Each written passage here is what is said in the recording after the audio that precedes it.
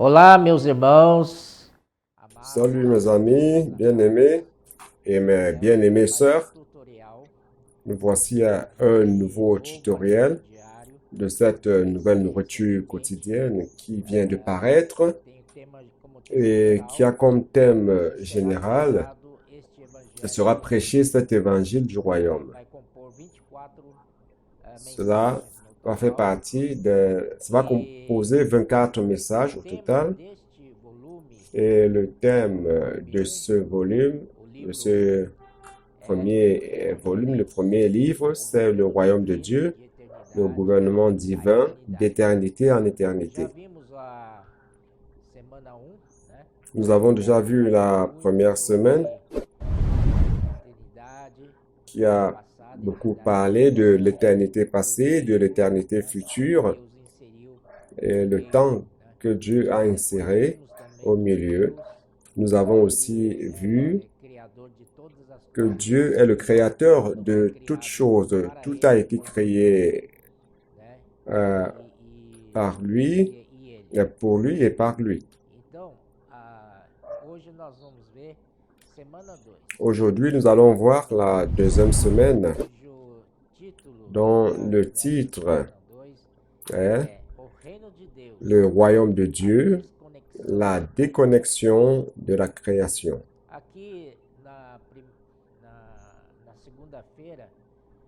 Lundi, bien au début, comme c'est le cas avec toute la nourriture quotidienne, ça commence par un résumé de ce qui sera dit ou traité durant toute la semaine. Par exemple, ici, il a dit, parlant de certains sujets, l'importance de Christ comme point de connexion entre la création et le Créateur. Donc, ça sera le thème du message de lundi. Et après, qu'est-ce qui a motivé la rébellion et la chute de Satan? Ça, c'est le thème de mardi. L'expérience de Job et comment Dieu veut travailler à l'intérieur de nous. Ça, c'est mercredi. Ce que représentent les deux animaux que Dieu a montré à Job, les mots de Léviathan, jeudi, le secret d'avoir une vie parfaite, vendredi. L'importance de servir Dieu avec un cœur pur, sans rechercher des avantages ou des positions. C'est samedi, le motif de Dieu, son plan éternel pour avoir créé le temps et ce qu'il attend de cela, c'est dimanche.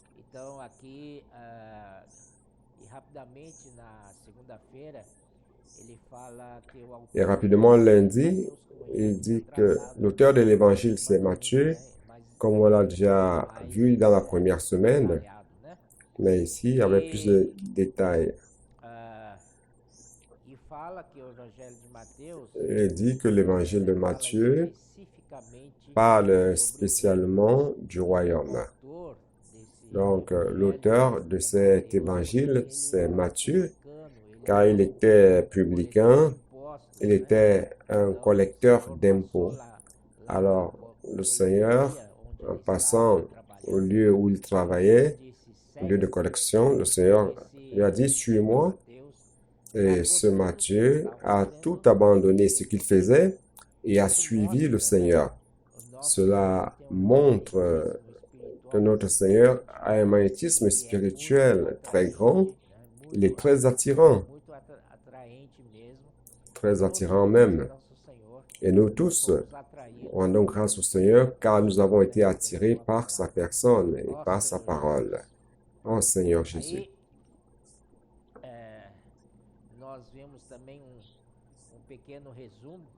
Nous voyons aussi un petit résumé du royaume de Dieu. Dans le royaume de Dieu va de l'éternité passée à l'éternité future.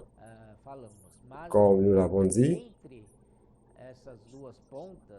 et parmi ces deux points, l'éternité passée et l'éternité future, entre ces deux points, Dieu a inséré le temps. Donc, nous le savons déjà. Et aussi, dans le même message de lundi, il parle de Proverbes 8, 22, 30, 31, qui parle à propos du fait que le Père, le Fils et l'Esprit vivaient dans une harmonie absolue et bonheur. Donc cela, nous voyons cela dans l'éternité passée. La Trinité vivait dans une grande harmonie et un grand bonheur.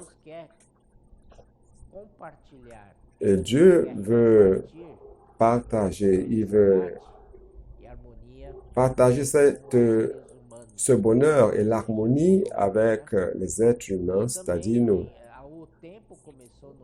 Le temps a commencé dans Genèse 1:1, où il est dit au commencement, Dieu créa les cieux et la terre. Ici, le mot créer qui est utilisé, ça a un sens très profond. En hébreu, c'est bara. Bara, c'est-à-dire créer à partir de rien. Donc, Dieu a créé cet univers à partir de rien. Et ça, c'est très important. Et pour rappeler aussi que dans Colossiens 1:16, dans le Nouveau Testament, Dieu a mis Christ comme centre de toute la création. C'est pour cela que Christ vient avant toute chose et en lui tout subsiste. Verset 17. Le mot subsister en grec c'est sonistao, c'est-à-dire un point sur lequel s'unissent toutes les parties et en tous. Donc Christ est le centre de connexion de toutes choses que Dieu a créées. En lui, tout est devenu un tout. Et je pense qu'il est important que nous lisions Romains chapitre 11, verset 33. Ici, il a dit, « Ô profondeur de la richesse, de la sagesse et de la science de Dieu, que ses jugements sont insondables et ses voies incompréhensibles. Car qui a connu la pensée du Seigneur ou qui a été son conseiller, qui lui a donné le premier pour qu'il ait à recevoir en retour. » Verset 36, c'est à cela que je voudrais parvenir. C'est de lui, par lui et pour lui que sont toutes choses. À lui la gloire dans tous les siècles. Amen. Donc cela veut dire que Christ est le centre de la création et il est le point de connexion de toutes choses créées par Dieu et toutes choses subsistent en lui. Allons à un autre thème mardi qui parle de la rébellion de Satan. Donc, on va voir le résumé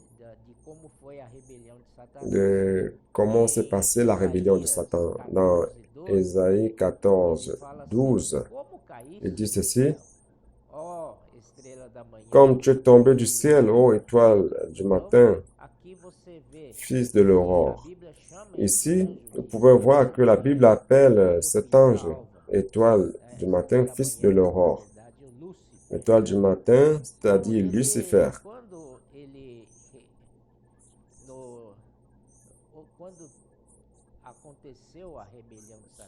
Lorsque la rébellion de Satan s'est passée, il y a eu une déconnexion de la création de Dieu. Avec la rébellion, la création de Dieu s'est déconnectée. Et c'est Lucifer qui a l'origine. Alors cet ange, qui était la première création, la première créature que Dieu a créée. Nous voyons aussi dans Ézéchiel 28, 14, qui dit que tu étais le chérubin de la Garde, je t'ai placé et tu étais sur la sainte montagne de Dieu, tu marchais au milieu des pierres étincelantes. Donc nous voyons ici qu'il avait une position très élevée lorsque Dieu l'a créé et pour cet objectif. Et le verset 13 dit, tu disais dans ton cœur, je monterai au ciel au-dessus. C'est Ésaïe 14, 13. J'établirai mon trône, je m'assiérai sur le monde de la congrégation à l'extrémité du nord. Alors ce monde de la congrégation devait être un lieu où Dieu réunit ses anges en assemblée. Et l'extrémité du septentrion ou du nord se réfère au trône de Dieu, d'où émane le gouvernement de Dieu et l'autorité de Dieu. Ici, il montre comment il a été créé. Nous savons que à cause de son orgueil, car il voulait monter, monter et monter, Dieu l'a précipité par terre ou sur terre. Et donc, mardi contient une parole, un message d'avertissement. Bien-aimés lecteurs, nous devons faire attention à l'ambition pour des positions dans nos cœurs. Nous devons apprendre à servir le Seigneur, étant contents où qu'il nous laisse, où qu'il nous place. Nous ne devons utiliser aucune manipulation pour augmenter de position dans l'Église ou dans l'œuvre du Seigneur. Ça, ce sont des choses de Satan. Donc, Lucifer voulait en fait être un co-roi. Vous vous rappelez, comme il a dit, je monterai, je lèverai mon trône et je serai semblable au tout. Il voulait être égal à Dieu. Cela montre qu'il veut être le co-roi ou le roi adjoint.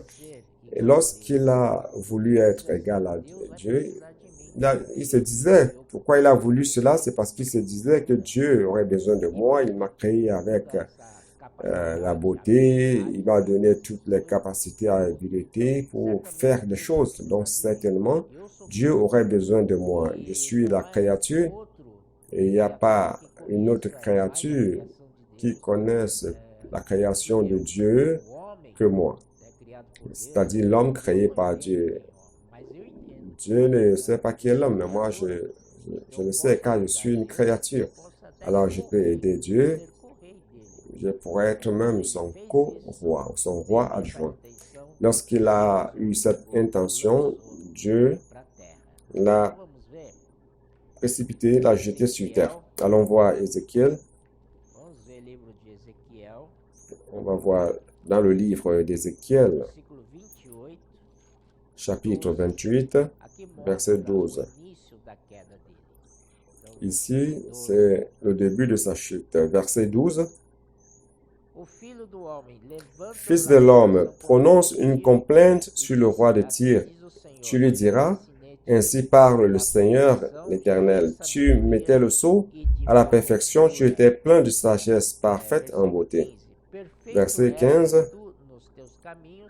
Tu as été intègre dans tes voies depuis le jour où tu fus créé jusqu'à celui où l'iniquité a été trouvée chez toi. Donc, lorsqu'il était connecté à Dieu et qu'il était soumis à l'autorité de Dieu, tout allait bien. Mais le jour où son orgueil a fait jour, et avec cet orgueil, l'ambition de vouloir être plus haut, d'avoir une position plus haute, a surgi. C'est pour cela que dans la vie d'Église, nous ne devons pas chercher à avoir des positions ou des charges, mais nous soumettre plutôt à l'autorité de Dieu.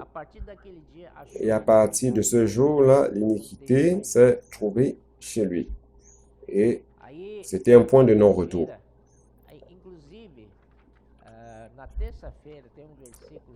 Et mardi, il y a un verset excellent que je voudrais vous lire. C'est dans Jacques 4:6 qui dit ceci. Il accorde au contraire une grâce plus excellente. C'est pourquoi l'Écriture dit, Dieu résiste aux orgueilleux, mais il fait grâce aux humbles. Ce verset est extrêmement important pour notre apprentissage. Dieu résiste aux orgueilleux, mais fait grâce aux humbles. Donc, frères, soyons humbles afin de toujours pouvoir recevoir la grâce de Dieu et ne soyons pas orgueilleux. Marc dit aussi qui montre l'expérience de Job. L'expérience de Job. Dans Job 1:6, il montre que au 7, j'avance déjà vers 7, l'Éternel dit à Satan, d'où viens-tu? Et Satan répondit à l'Éternel, de parcourir la terre et de m'y promener. Donc Satan est un être qui passe le temps à se promener. On a l'impression qu'il n'a pas grand-chose à faire, qu'il passe son temps à tourner autour de la terre, cherchant quelqu'un pour être sa victime. Donc Satan est l'accusateur. Il aime tourner autour de la terre pour voir ce que nous sommes en train de faire et nous accuser devant Dieu. Donc, premièrement, il nous fait tomber. Il nous incite au péché et lorsque nous tombons, il vient juste après nous accuser dans notre conscience pour nous faire vraiment tomber comme il a fait avec Adam et Ève. Et ensuite, il va devant Dieu pour nous accuser, pour proférer de graves accusations contre nous. Ça, c'est Satan. Nous ne devons pas nous laisser avoir par lui, mais nous devons toujours appliquer le sang du Seigneur, le sang précieux. Donc, il a fait cela avec Job. Le Seigneur dit, tu vois, Job, mon serviteur Job, il est intègre. Il est droit, il craint Dieu, se détournant du mal. Satan dit, il est clair parce que tu lui donnes tout. Le jour où tu lui enlèveras tout ce qu'il a, alors il va te maudire. Et Dieu dit, alors tu peux faire tout ce que tu veux. Et Dieu a tout enlevé, les biens de Job. Job est resté sans rien. Et au chapitre 2, une fois de plus, Satan est allé vers Dieu de la même manière. Il se promenait en parcourant la terre. Et l'Éternel lui dit, tu vois, Job, malgré tout, et on peut voir que Job n'a pas blasphémé, n'a pas maudit Dieu. Et Satan dit, c'est parce que Dieu ne l'a pas touché physiquement. Ce sont des choses qui se passent à l'extérieur de son corps. Tout va bien, mais le jour où tu toucheras son corps physiquement, alors on verra s'il sera encore intègre. Alors Dieu lui dit, vas-y donc. Et il est allé, et il a fait. Satan a envoyé des ulcères, des pus, des blessures sur tout son corps.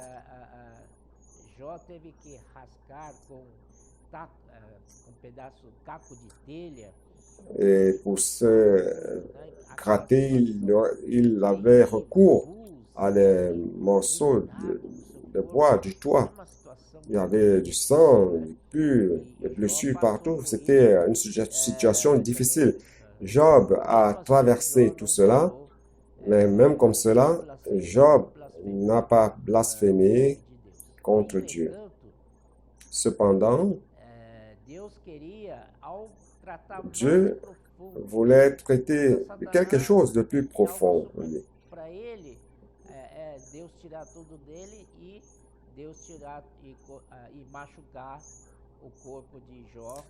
Donc, ce que Satan pensait, c'est que Dieu allait, en lui privant de tous ses biens et en le touchant physiquement, il allait blasphémer contre Dieu. Mais même comme cela, Job n'a pas blasphémé contre Dieu. Satan pensait que Dieu ne connaissait pas l'homme et que Job serait une opportunité pour lui de montrer à Dieu que lui, il connaissait l'homme. Mais là, Dieu lui a montré que Satan ne connaissait pas l'homme. Il y a un verset qui est très important, c'est dans Hébreux 9. Hébreux 9, verset 14, qui dit ceci. Combien plus le sang de Christ, qui par un esprit éternel s'est offert lui-même sans tâche à Dieu, purifiera-t-il votre conscience des œuvres mortes, afin que vous serviez le Dieu vivant.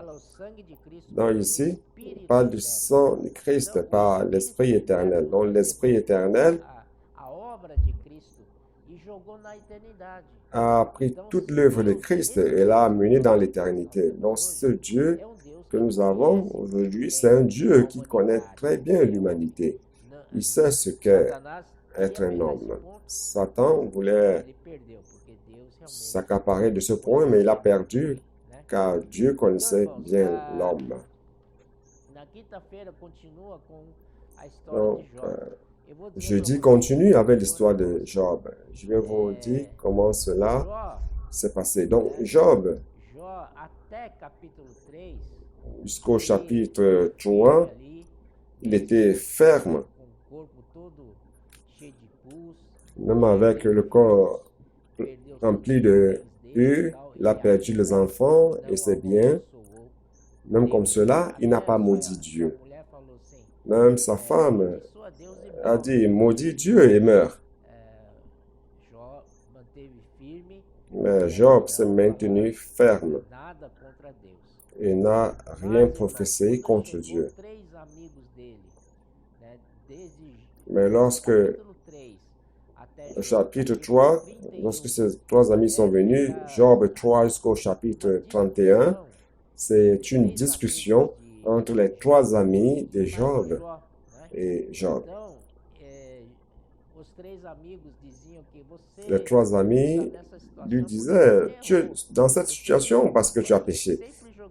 Tu es coupable.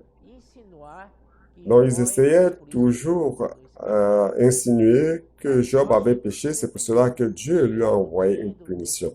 Alors Job se défendait, il discutait. Lorsque vous êtes dans la chaleur de la discussion, vous finissez par mal parler de Dieu. Vous voyez donc dans Job, allons voir ce qui s'est passé.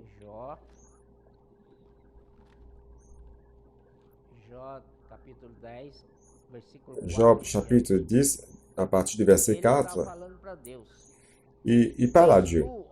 As-tu des yeux de chair? Vois-tu comme voit un homme? Tes jours sont-ils comme les jours de l'homme? Et tes années comme ses années? Pour que tu recherches mon iniquité, pour que tu t'inquiètes de mon péché. Donc ici, il questionnait Dieu. Et ici, il était en train d'insinuer que Dieu ne connaissait pas l'homme et que Dieu n'a pas des yeux de chair et que Dieu ne voit pas comme un homme voit. Donc, vous voyez ici, lorsqu'on a touché son corps, lorsqu'on a enlevé tous ses biens, il était ferme. Il n'a pas maudit Dieu. Mais lorsque sa chair a été touchée, remplie de blessures, il était toujours ferme. Mais lorsque les trois amis de Job sont venus et ont commencé à discuter avec lui et disant qu'il avait péché et qu'il était coupable, et Job se défendait en disant non, je ne suis pas coupable, c'est pas à cause de cela, non. Et dans la chaleur de la discussion, Job a fini par questionner Dieu, son Créateur. Cela montre qu'à l'intérieur de nous, il y a quelque chose que Dieu veut traiter, qui est plus profond encore. Satan avait juste touché le corps de Moïse. Mais Dieu voudrait entrer à l'intérieur de Job, car notre être tripartite, il y a la partie intérieure qui est notre âme.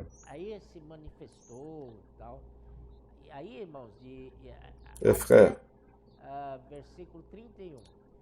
jusqu'au verset 31, et à Job 32, on voit Élie qui entre en scène. Il était le plus jeune. Il a mené la discussion vers le côté spirituel. Il dit, le souffle du Tout-Puissant m'a donné la vie, entraînant Job hors de la raison, de la pensée, pour l'amener vers le côté spirituel. Ceci a ouvert une porte afin que Dieu apparaisse à Job au chapitre 38. Au chapitre 40, versets 3 et 4, Job s'est tué devant Dieu. Dieu lui est apparu. Il n'avait plus d'argument. La lumière de Dieu a brillé. Verset 40, 15. 41 aussi. Dieu a montré à Job qu'à l'intérieur de lui, il y avait cet animal horrible, Bémoth et Léviathan. Et le cas de Job, c'était beaucoup plus le cas de Bémoth, qui est comparé à l'hippopotame, et ça ressemble à quelque chose qui est si beau, si doux, comme un animal inoffensif qui passe son temps dans l'eau. Et les gens ne savent pas, mais lorsqu'il est en colère, personne ne peut le retenir. Il est assassin, il tue tout le monde. Donc, cela montre ce qui est à l'intérieur de notre âme, cette vie d'âme. Pas seulement la vie d'âme, mais c'est bien au-delà de cela, quelque chose de plus profond encore. C'est le côté bon de notre vie d'âme, qui est représenté par le bémoth, cet animal. Et le mauvais côté de la vie de l'âme est représenté par le Léviathan. Nous devons faire très attention pour ne pas tomber ni dans l'un ni dans l'autre. Dans le côté bon de la vie de l'âme. Job n'avait plus d'arguments devant la lumière de Dieu. Il devait tout simplement se plier et accepter la parole du Seigneur. Et dans Job 42, 5, Job dit, « Mon oreille avait entendu parler de toi, mais maintenant, mon œil t'a vu. C'est pourquoi je me condamne et me repens sur la poussière et sur la cendre. » Finalement, Job a compris ce que Dieu voulait dire. Donc, nous devons faire très attention avec notre côté bon de la vie de l'âme, qui peut causer du tort à l'Église et causer du tort à l'œuvre. Ça, c'est une très grande révélation. Et nous continuons vers une vie parfaite sous le gouvernement de Dieu. Nous avons besoin d'une vie parfaite sous le gouvernement de Dieu. Nous devons être sous l'autorité de Dieu. En toutes choses, nous devons être sous l'autorité de Dieu. Donc ici, nous voyons que le frère, l'auteur de cette nourriture quotidienne, dit ceci. Lorsque notre mariage ne va pas bien, cela montre, c'est un signe qu'il y a un problème avec la connexion de l'autorité de Dieu. Connexion avec l'autorité de Dieu. On voit que dans cet univers, il n'existe qu'un royaume, le royaume de Dieu. Et lorsque nous sommes sous son autorité, tout va bien. Si vous voulez aller bien dans votre vie, soyez sous l'autorité de Dieu et soyez obéissants. Lorsque l'orgueil est entré dans son cœur, il s'est déconnecté de Dieu. Non seulement cela, il a fait en sorte que une troisième partie des anges se déconnecte. Et cette phrase se réfère à Satan, à Lucifer. Lorsqu'il était connecté à Dieu, tout allait bien. Il avait un bon rôle. Mais lorsqu'il s'est rébellé à Dieu, il a entraîné un tiers des anges dans la rébellion contre Dieu et il s'est déconnecté de Dieu. Et toutes sortes de désordres, de confusion, de chaos s'est installé. Seigneur Jésus, que le Seigneur nous garde. Et s'il dit, nous devons éviter certaines choses de notre vie qui sont les principes de Satan. Par exemple, ici il dit, le problème ne se trouve pas au ciel ou dans les cieux où se trouve Dieu, mais c'est ici sur la terre. C'est pour cela que le Seigneur nous enseigne à prier afin que la volonté de Dieu soit faite sur la terre comme au ciel. Donc, ceci doit être notre disposition quotidiennement, prier afin que la volonté de Dieu soit faite ici sur terre et non notre volonté. Satan s'est déconnecté de Dieu et s'est enorgueilli à cause de sa beauté. Ici, il est dit qu'il a corrompu sa sagesse par sa splendeur et sa célébrité. Ce que Satan voulait, frère, c'était la splendeur et la célébrité. C'est quoi la splendeur? C'est la gloire, c'est la célébrité, c'est les projecteurs, les applaudissements, la reconnaissance. Nous devons faire très attention. Nous sommes dans la vie d'Église, pas pour rechercher la splendeur.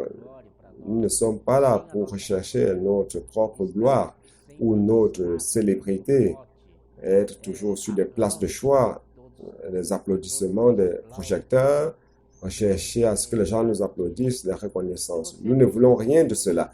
Si vous cherchez ces choses, alors la vie d'Église n'est pas pour vous. Qu'est-ce que nous avons dans la vie d'Église? La vie d'Église a les principes de l'Église de Philadelphie. Le Seigneur nous a donné beaucoup d'outils pour avancer dans son évangile. Et Dieu a intensifié tous les outils qu'il nous a donnés, comme le colportage dynamique, Avance Jeune, Expo Livre, le Book Café, les réseaux de connectés et aussi tout le travail des jeunes, des enfants, des adolescents. Le Seigneur a fait de grandes choses parmi nous. Donc, grâce au Seigneur, c'est son plan pour nous. Servir le Seigneur d'un cœur pur.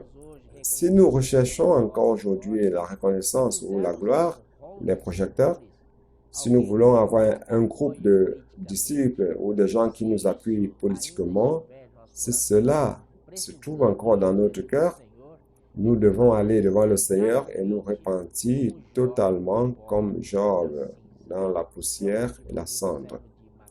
Frère, ceci, c'est un grand avertissement pour nous. L'auteur de cette nourriture quotidienne a une charge spéciale de nous partager ce message afin que nous soyons avertis et que nous ne tombions pas dans ce piège de Satan. Il répète ce message, il répète. Et si c'est répété plusieurs fois, c'est parce que c'est extrêmement important. Le Seigneur nous aime et il ne veut pas que nous tombions comme Lucifer est tombé. C'est pour cela que le Seigneur nous donne ce message, cette parole. Nous devons avoir une grande pureté dans le cœur, principalement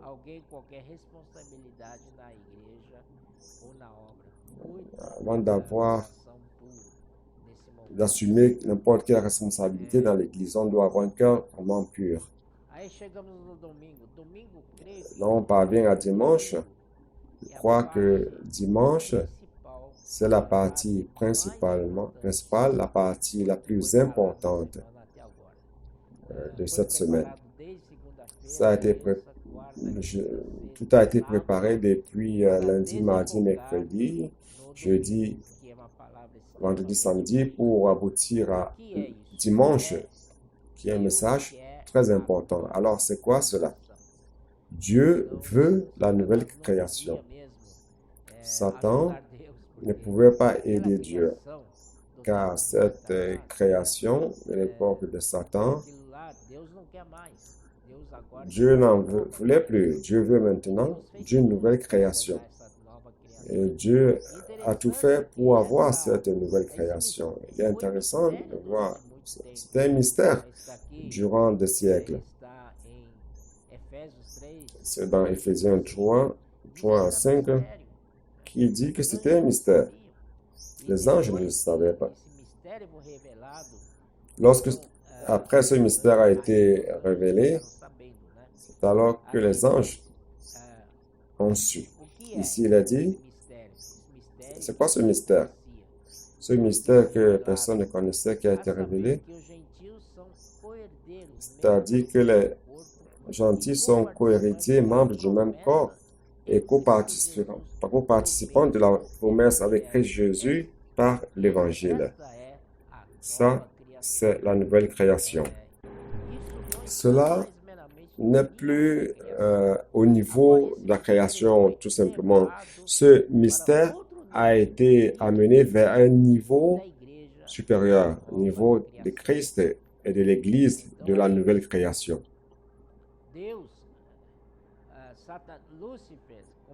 Non, Lucifer, comme Satan, se trouvait et se limitait au niveau de la création. Et il pensait qu'il pouvait gérer la création, aider Dieu, et que cela durerait pour toujours. Non. Cependant, si c'était cela le plan de Dieu, il n'aurait pas eu besoin de créer le temps. Il aurait pu tout simplement demeurer dans la sphère de l'unité. Alors, prêtez attention à cette phrase. La phrase suivante, il a créé le temps pour quelque chose de bien supérieur. Non seulement Dieu voulait régner sur la créature, il voulait une nouvelle création. Le plan de Dieu, c'est d'obtenir une nouvelle création. Et dans cette nouvelle création, Satan n'avait rien à faire. Sans aucune compétence ou charge. Seul Christ pouvait faire cela. Aujourd'hui, nous avons une grande responsabilité dans le plan de Dieu, car c'est l'évangile que nous prêchons qui engendre cette nouvelle création. Cette nouvelle création, bien-aimés frères, c'est le motif pour lequel Dieu a inséré le facteur temps dans l'éternité future et l'éternité passée. Pourquoi? Dieu veut profiter du facteur temps pour avoir une nouvelle création. Donc, grâce au Seigneur. Ça, c'est le grand mystère qui était caché. Allons-y. Lorsque nous sortons dans les rues pour prêcher pour les personnes, lorsque nous leur parlons de la parole de Dieu ou que nous leur remettions des livres qui parlent de l'évangile du royaume, nous connectons les personnes à Dieu sur le plan de la nouvelle création. Et cet effet de l'évangile des insondables richesses de Christ. Ce mystère était caché en Dieu qui a créé toutes choses. Cela a été révélé uniquement sur le plan de la nouvelle création. Et après, on a le verset, Éphésiens 3, 10.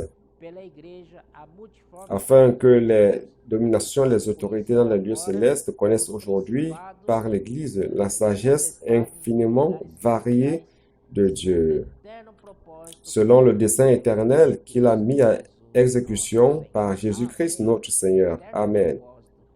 Le dessein éternel qu'il a mis à exécution par Jésus-Christ notre Seigneur. Le frère continue. L'objectif de Dieu dans la création du temps, la création, c'est d'extraire extraire de la création une nouvelle création. Le dessein éternel de Dieu est bien plus noble et élevé que ce que nous pouvons imaginer.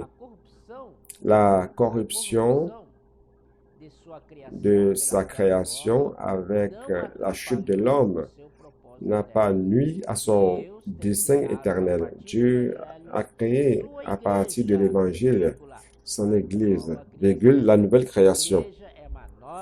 L'Église est la nouvelle création. Et cette nouvelle création aura une relation totalement différente avec le Créateur. C'est par la foi en la parole de Dieu que son œuvre est accomplie et la nouvelle création est engendrée. Frère, et après il parle beaucoup de la nouvelle Jérusalem, la nouvelle création. L'objectif de la création, c'est que Dieu puisse tirer d'elle la nouvelle création. Tout devient nouvelle création. Plusieurs versets qui parlent de la nouvelle création. Il nous a nettoyés de la conséquence maligne de la chute. Et à travers la régénération, il nous a donné une nouvelle vie.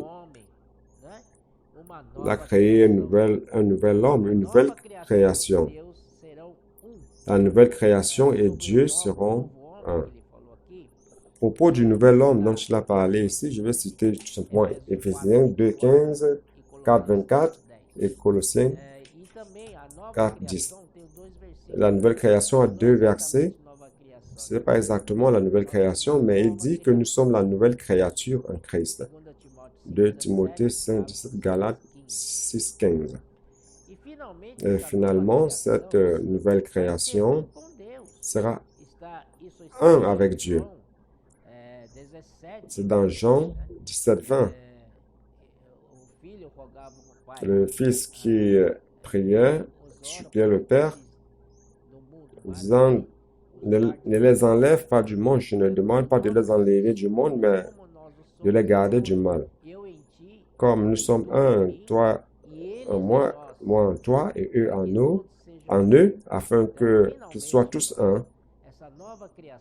Finalement, cette nouvelle création, c'est le verset 21 de Jean 17. Donc, l'objectif, c'est que la nouvelle création soit un avec Dieu. L'objectif, c'est d'extraire de l'ancienne création la nouvelle création. L'Église sera l'épouse de Christ et s'unira à lui définitivement, devenant les deux un seul esprit. Cette unité ne peut être séparée par qui que ce soit. Pour terminer, je vais lire Apocalypse 21, de 1 à 3. Puis je vis un nouveau ciel et une nouvelle terre, car le premier ciel et la première terre avaient disparu, et la mer n'était plus. Donc ici, c'est la fin du temps. Le temps commence dans Genèse 1:1 et se termine dans Apocalypse 21:1. Et il continue en disant, « Et je vis descendre du ciel d'auprès de Dieu la ville sainte, la nouvelle Jérusalem préparée comme une épouse qui s'est parée pour son époux. Et j'entendis du trône une forte voix qui disait, « Voici le tabernacle de Dieu avec les hommes. Il habitera avec eux, et ils seront son peuple. Et Dieu lui-même sera avec eux. »